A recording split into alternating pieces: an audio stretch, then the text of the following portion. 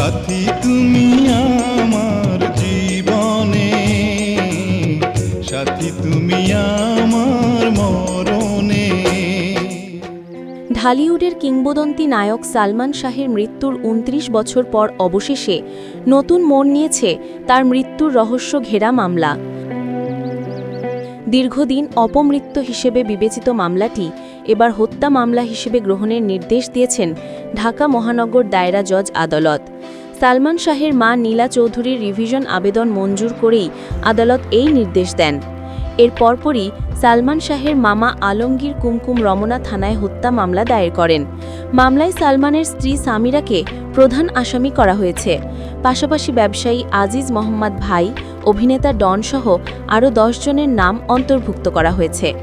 আদালত পর্যবেক্ষণে বলেন, আগের পিবিআই তদন্ত ছিল ত্রুটিপূর্ণ এবং অপমৃত্যু হিসেবে চালিয়ে দেওয়ার চেষ্টায় মূল প্রমাণ নষ্ট করা হয়েছে।